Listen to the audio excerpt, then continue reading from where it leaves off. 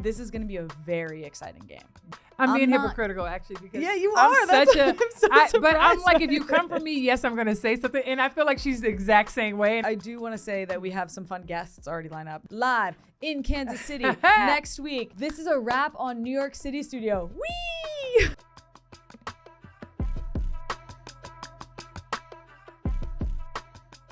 Well, welcome back. We are back. We are back, fast friends. Wow, that was a little bit of a... This is a good episode coming up right here. This is very exciting. This is our last one in the studio for the year. Last one in the studio. Are you sad?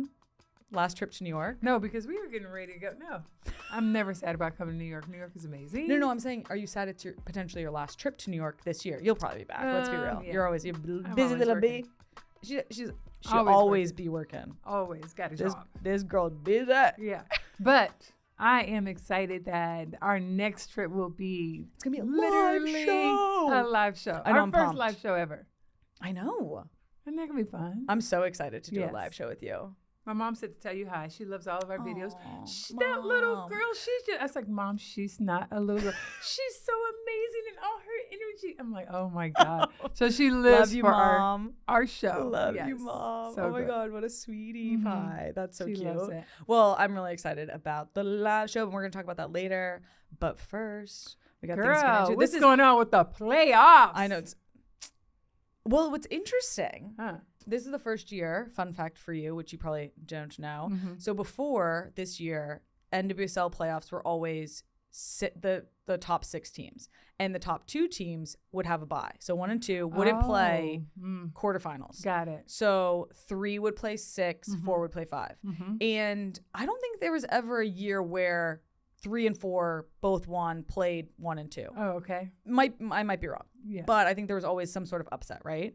Even within then 1 and 2 going whatever to the final. But so this is the first year that it's been, you don't get a bye. You got to show up. Yeah. And if you were 1, you got to play 8 and you got to beat them because they Yes. were 8 and you were 1 and you better show up like you did all season. Right. And it ended up being the case. Yeah. We got Orlando, DC, Gotham, and Kansas City through to the semis. Which is 1, 2, 3, and 4. 1, 2, 3, and 4, right there. So this is sort of what you were predicting. A little bit. A little bit. I did think that there might have been, I thought North Carolina might have had a chance against Kansas City, which they look pretty good, but Kansas City just got an early goal and was able to hold on to it. And North Carolina, unfortunately, could not convert. Yeah.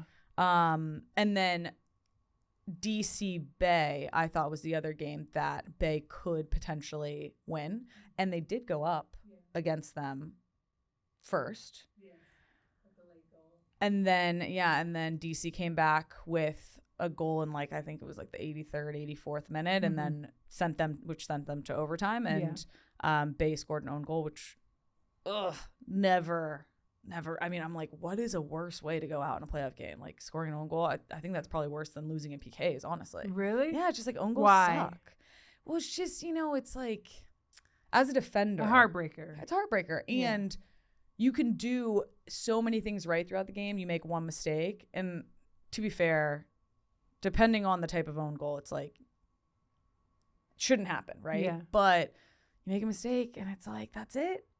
And everyone remembers that It's mistake. so exciting. I can't remember off the top of my head which one of the players kicked the goal and it bounced off the goalkeeper and back to her.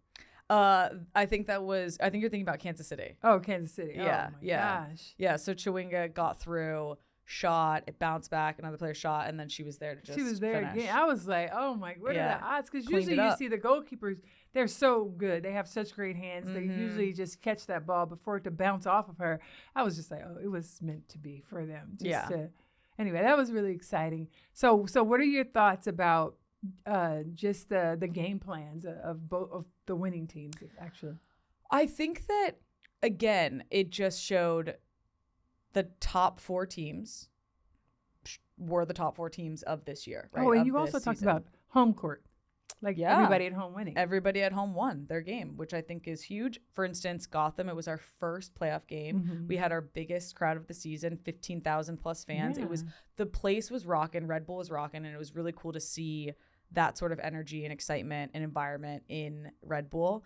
and just to play in front of our fans. Yeah. And I do think that had an impact on the game. I think that kept us in it, and we scored a goal in stoppage time. I think Rose's goal was 98th minute, something like that. Crazy 96th minute. Yes, Rose is great. So so it was just, I do think that home field advantage. I said home court. Yeah, you did. Oh god. Because you look at DC sold out. Yes. Huge for them. That's so cool. I mean, there's that environment. That stadium was rocking.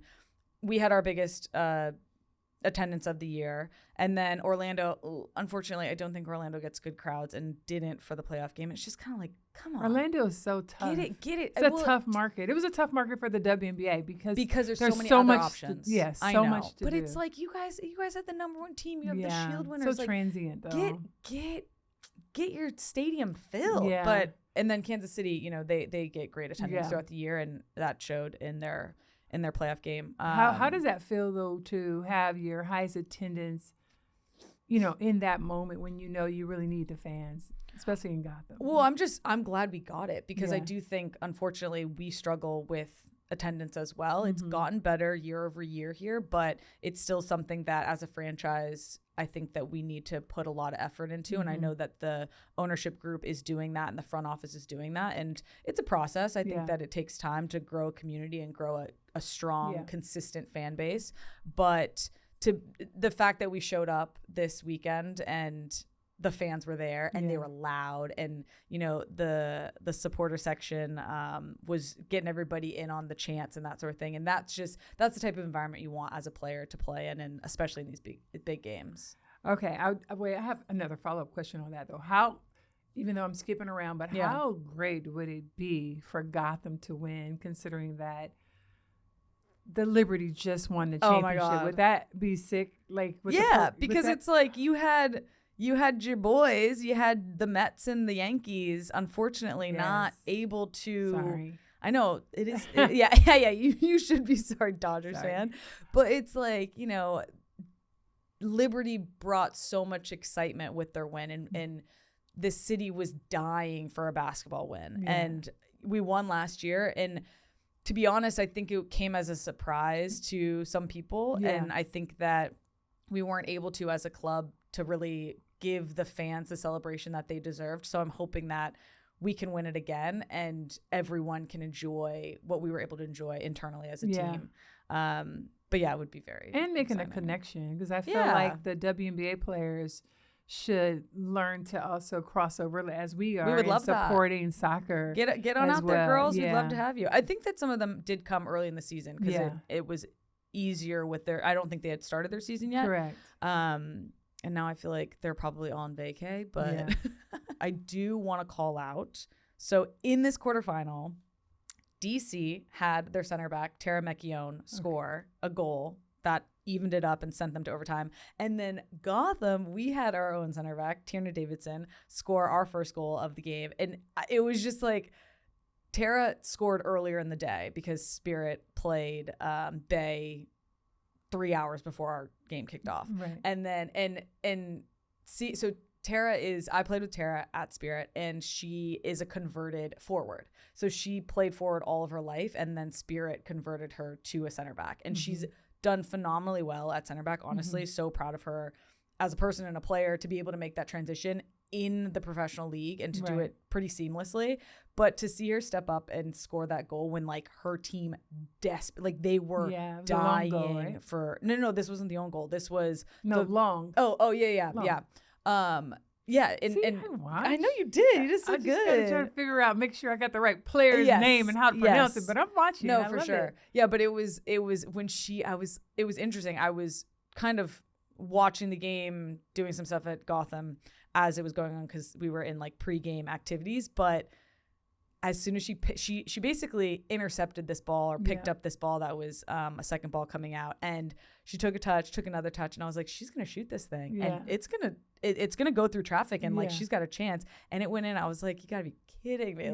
Obviously very happy for her. Now that means that when she scored, I was like, this is what Spirit needed. They needed this late equalizer, and I felt very confident that they would be able to get it done in overtime.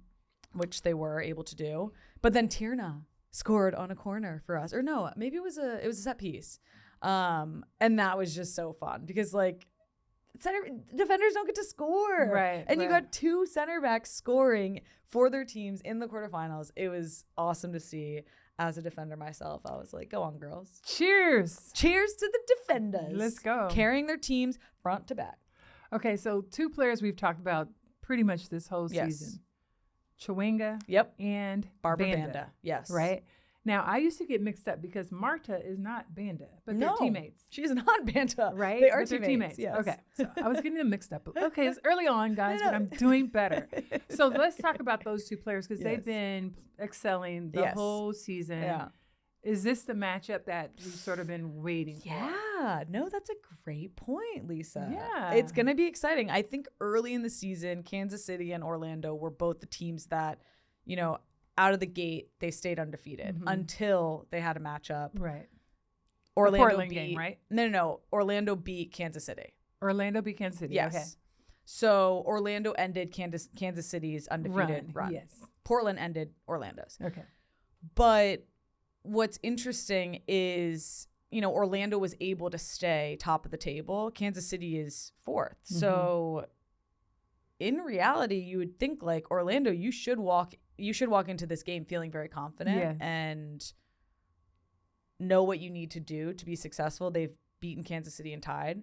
But it's playoffs. So anything can happen. And I honestly am like, I'm just going to be sat on the couch, locked in.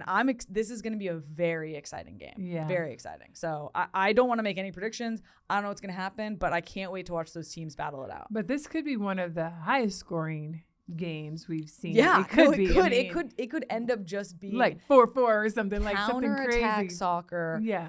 You know, touchline to touchline, or end line to end line. I think that it's going to be. I'm just kind of like, get the popcorn out, get ready. I'm excited for that. But what I will say is, I think that Gotham Spirit is going to be more of a football match. Oh yeah. Yes, okay. I think it's going to be more of a chess match. Whereas Kansas City, Orlando, I'm kind of like, it's a toss-up. Yeah. I don't know what's going to happen. I think that I feel very confident in Gotham. Yeah. I think that we will win away against Spirit in DC. But I think that it's interesting. Both matchups are similarly suited for, like, they both play very similar styles, right? Like, I think that Spirit and Gotham like to control possession. You know, both teams can counterattack, but they don't rely on that. We high press a little bit more than Spirit. They pick and choose their moments. But Kansas City and Orlando is more of like just end line to end line soccer. So do you have any predictions? I think that it's going to end up being Orlando, Gotham. No, I think Orlando is a better team than Kansas City. Yeah. And I think Gotham is a better team than Spirit. All right. All right. And so when you think about just these teams and their matchups, if we just start to put your coach's hat on, yes, is there anything that Gotham needs to do different against Spirit, or they just, again, you talked about their versatility, so that they just go in and be themselves? You don't really change who you brought to the dance at this point. Yeah, I think that they know what they need to do.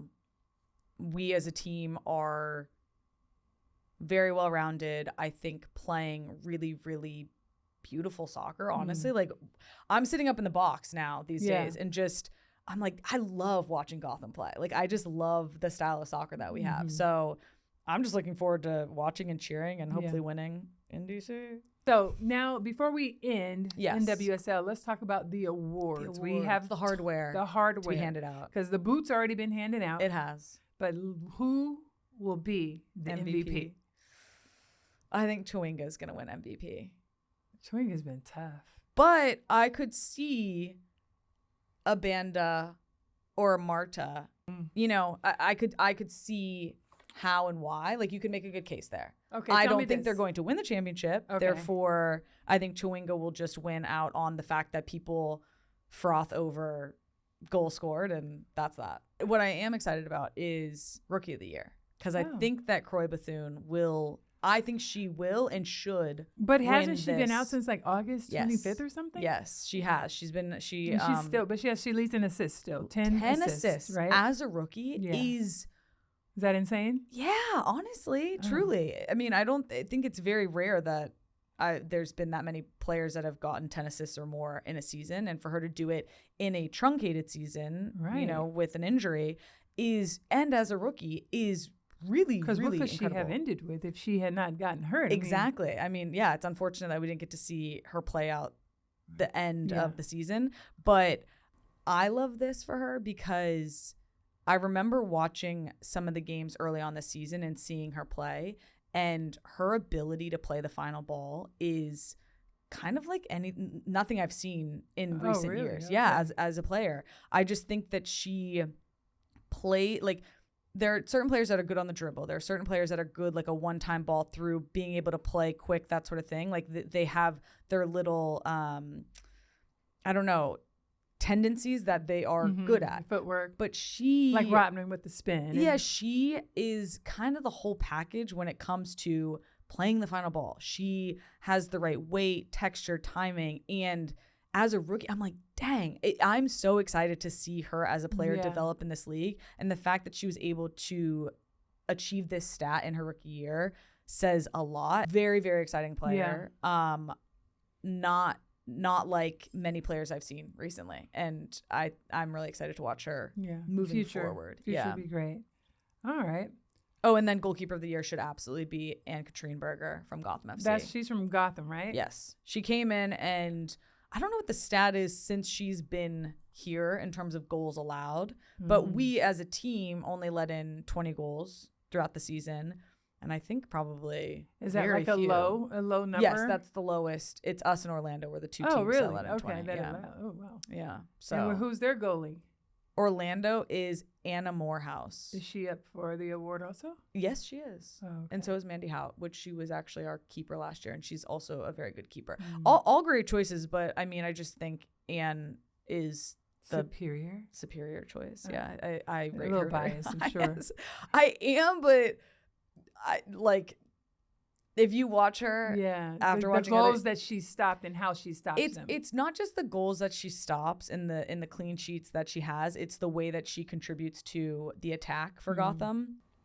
I think a lot of players, or a lot of people, fans especially, don't realize how important keepers are to a team's attack. They think of them just as like, you're the last ditch effort on defense. But truly, she is part of our attack and is the start of our attack and contributes exceptionally well to how we want to play. So she should win it. All right, shout out.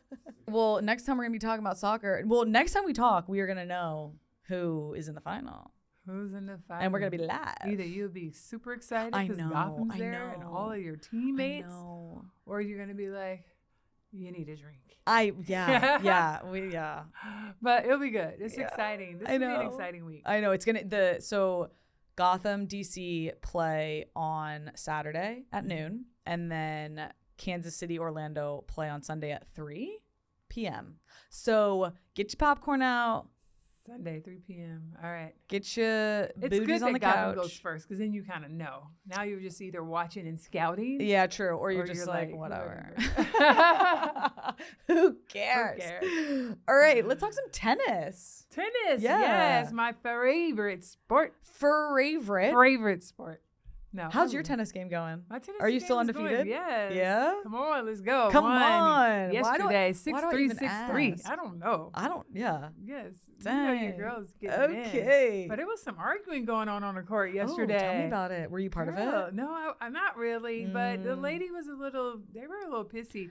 Their balls looked like good shots, but they were out. So you guys play on hard true, and it's like a mark. So I just circled the mark. Hey, girl. Look at that. But good shot. So they do you make them walk around? Do they ever walk around to check the mark? You're not allowed to do that, but say, hey, if you'd like to come and look, you're welcome. When we change sides, check the mark. That's what I said. So you guys call your own. But then they wanted line judges and all that, which is fine. And then the line judges come out and they still lost. But It's okay. Wow. I was not arguing. The but drama. It was getting a little dramatic out there. Yeah. Down in Florida. On the clay But you know courts. who's not being dramatic? Actually, you know who else is being dramatic? Coco Gauff. Yo, I like it though. Bro, so here's the deal. Coco's amazing. She's like one of my favorites. Yeah, she's I love watching her. I used to call her the future, but she's like now. Yeah, she's no, 100. She is the present. But I know that, you know, through social media and the media at times, they have so much to say about her that's not necessarily positive. And I don't like that she feeds into it, though. You don't? No. Why? Because it's so unnecessary. Because you kind of want her to just be like, roll off your back and like make your play be what does the talking? Well, because the media, and I say the media, social media, everything you say, it's still something that is out there in the universe, right? People get to keep it. They get to bring it back later. Yeah, they get to chop it up and put it where they want to. And people love to see you fail at times, and I just don't want to see like the downfall of that for her. Even though I think she's amazing, I think she hasn't even scratched the surface of how great she's going to be. And I don't know. I just want to see her do amazing and just rise to the top. But you know, that's their era. The younger generation, they're dealing with social media daily. Yeah. And I don't know. I would prefer her to ignore it because she's so amazing. She's so above all of that. But it fuels her. It does. It fuels her. And she's admitted that. Yeah. You know, and I think that I understand what you're saying, and I can agree with that to a certain extent, because it's like you have to learn how to, if it's going to impact you negatively, you got to figure out a way to not feed into it, not even participate in it. Like, I don't think you need to tease them. Yeah, but you can when you win. Yeah. But do you? What what you're happens saying when you is lose? Now you start to really create. You can start to create a negativity that wasn't necessarily surrounding you, because she has been like America's sweetheart in tennis, and she's been doing so great, and she's been fighting against, even there was sometimes haterade from some of the players that were like naming the top 3 players, and she wasn't in there when she was clearly top 3 in the world. Yeah. But it's like, yeah, okay. And then she ends up beating them. So I love that, and I relish in that with her, like for her. But then I'm like, oh, but Coco, don't call them out. Like, just show them, you know what I mean, with your trophies. Because it's like trash talking, right? Yeah, that's why. I'm like, literally, she's a hooper at heart. That's why I didn't, like, I wouldn't trash talk a lot. Right. Like, I would play hard and physical and like, but I'm being hypocritical, actually, because yeah, you I'm are. Such I'm so but I'm like, if you come from me, yes, I'm going to say something. And I feel like she's the exact same way. And I'm like, oh, Coco, learn from me. Don't do it. Okay, go ahead. Yeah, exactly. But I'm like, yeah, if you're willing to handle the backlash when you do put it out there, and then you do have a bad match or a bad tournament or whatever, and it gets thrown back at you, if you can handle that. Yeah, because it's going to come back. That's the thing. Yeah. I guess I see, my foresight is that when they bring back up these sound bites and these different things that she's saying, when she loses or if she's down, now I'm feeling offended for her. Like, everybody's sort of, like, you know what I mean? Everybody who's Team Coco is like, bro, that's too far. But then you can say, well, when she won, she said these things too. So I don't know. I feel like Angel Reese has the same type of backlash, right? It's sort of like, well, we should be protected, and, you know, we shouldn't be sexualized and all of these things. But then there's times where you're teasing and talking about the exact same things you don't want people to say to you. And then it's hard to defend. And so, I don't know. I digress, but it is tough. It's tough. I'm protective. I was about to say, you're protective of like the younger generation. Yes. But I do think it is an age thing. Yeah. Don't you think?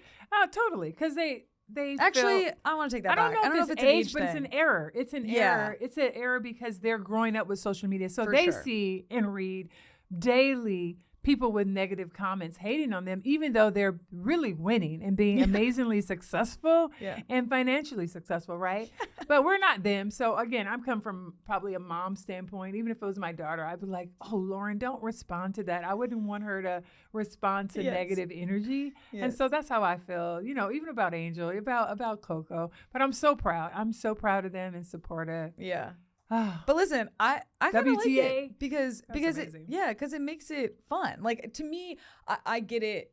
There's obviously a line that should never be crossed, but like the kind of the fun trash talking is what it is, or just like.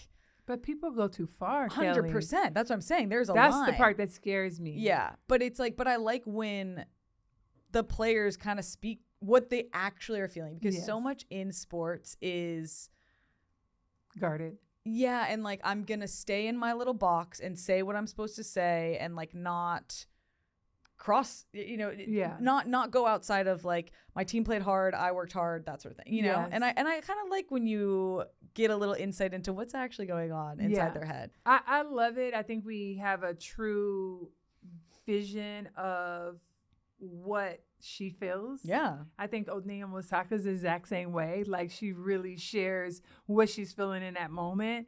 And I think that part of it is what makes you you're a human being, right? For sure. So the honesty that they share, I think, is great. I just don't particularly like to focus on negativity. That's probably the only piece. I think, yes, you should express how you feel. And okay, you guys thought I couldn't do it, or this is what was said. I think that's fine, but I wouldn't give it too much attention. Yeah. Because they're coming. For sure. You can't beat the naysayers. They're always coming. For sure. And with this whole social media, the way that it's set up, and the bots and all of the people with the little eggs and 0 followers that have something to say. Unbelievable out there sometimes. Yes. Unbelievable. Crazy. But she did win. But she won WTA Finals. Let's go. I mean, what a way to end the year. You know, I feel like I was bummed for her at the Olympics, bummed for her at the US Open, and then for her to end the year on a high like this. Yeah. It's great. I think it's exceptional. It shows her resilience, her hard work, and her effort, and just, that never give up attitude. And I think that's why we love her, just because she's representative of everything that we are as a country in ways that, you never want to give up. You want to continue to fight. You want to be at your best, and you want to be respected. And I think for most of us across the board, she's highly respected. So proud, and she's so young too. I know. Which is like, and that's amazing. It's what makes me so pumped about tennis and like moving forward, is that, like you said, you used to be like, oh, she's the future, she's the now, she's the present, and we as Americans get to have somebody of that caliber to cheer on and to be like, oh, there's a chance that she's going to be in a final of every major every time there's a major. I love that. That's the goal. Yeah. And if she's not, it's not like, oh, something wrong. It's like, okay, just move on to the next one. Yeah. So we love you, Coco. We love you. A lot. She's so fun to watch. And I do love and her backhand. I'm working on it. My backhand's pretty good. Let's talk college basketball. Okay. Quick early season roundup. Things are popping off. First off, let's look at South Carolina. They're doing their thing. They're rolling. Obviously, we know they're well coached by Dawn Staley. They have so many good pieces there with Hall. I just think their defense is really solid, and they're going to be a tough team to beat always. UConn looking great. Okay. And I feel like UConn, what I like about them is that they're very fluid with their offense. This team has been together for quite some time. Like, they have a good core, good chemistry.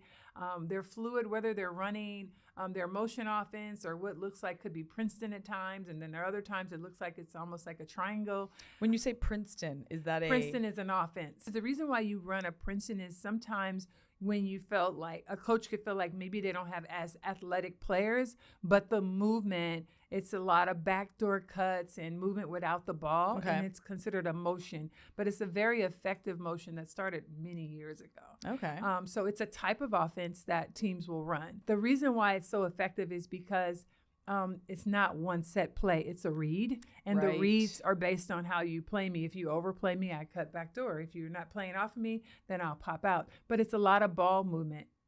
UConn, they look really good. Their offense is very fluid. They have so much talent, and we always know Paige Beckers is a bucket. She's a bucket. The fact that her three-point shot, whether it's a standstill shot, whether it's off the dribble, whether it's from the logo or her ability to drive and pass, she can do it all, and she makes her teammates better. So AZ Fudd is another player, a teammate of hers, who's also going to be an amazing WNBA player. So they have a lot of pieces. They have nice bigs on the inside. But UConn had not gotten back to the championship for a while. This is probably the year where we'll definitely see them in the Final Four. Yeah.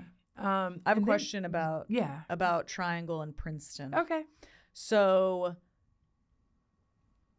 do y'all usually do those sorts of schemes or offenses where you have an idea of, okay, we're going to play off of what they give us, or are you guys running set plays?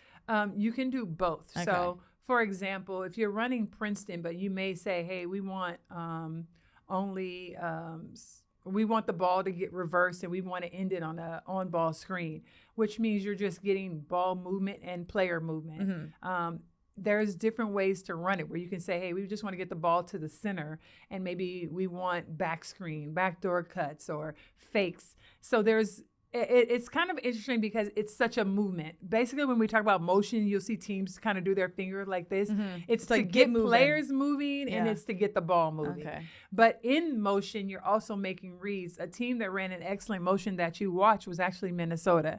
Minnesota versus New York runs an amazing motion offense where you saw lots of backdoor cuts where they couldn't really stop Nafisa Collier. Sometimes she's in the middle and they just play 4 out, 1 in. So you can create play calls off of those different motion offenses. But the reason why they're so tough to stop is because the ball really the ball predicts player movement, not a set.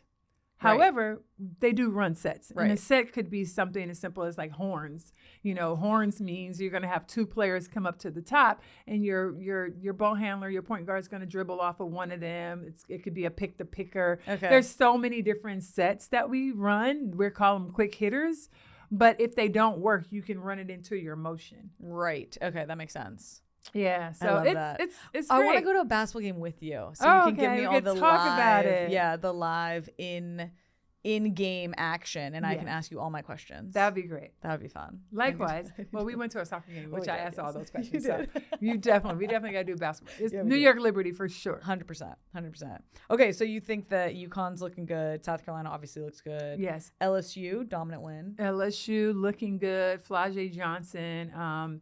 She's a junior now, but her ability to score, she's gotten points. So much better. 24 points. She's had 24 points, 20 points, and she's played 3 games. She's looking great. She's improved her 3-point shot, her consistency from long range, better off the dribble, but she used to be like a slasher, get to the basket, but she still has that in her game. And she's a solid defensive player. Like, she's a 3 who can really get out. The other player that they have is Anissa Morrow, who is going to be an amazing WNBA player. She had 24 points, 20 rebounds. Like, dang. She's a bucket. She can shoot the 3. She plays forward, which is interesting because at her height at 6'1", she's sometimes at the 4, but she's a stretch 4. She can play outside. Great body. They have a really nice team. Their offense may not look as fluid as a UConn, but they have great athletes who they work really hard, they play hard, and they always put themselves in position to win because of their effort. I have to get a better digest of what they're running offensively, because I think they run a lot of sets and hits, but they get so much off their fast break. Their defense leads to their offense, and sometimes some of these teams, they're a counter-attacking team. Yeah, some of these teams, they don't even have to set up because they've stolen the ball and they're like running for layups. Yeah. But another well-coached team. Kim Mulkey is their coach, and you probably are familiar with Kim Mulkey and all of her outfits. I was going to say, I'm familiar with her outfits. Most people know her based on her outfits. So another well-coached team. And again, another possible Final Four team. Everybody can't go to the Final Four, trust me. But if you had to make a Final Four prediction this early in the season, yeah, girl, give it to me. Oh, my gosh. Well, listen. That's tough to do. I'm definitely South Carolina, UConn. I would definitely put there in the Final Four. LSU is a tough team to leave at home, so I'd probably say Flau'jae and with Anissa Morrow, who's done so great. They have another new point guard. They could possibly be there again. The season is early. They play 3 games. I know, but so that's my why. 4th team. I mean, I can't leave USC at home. I was about to ask. But USC.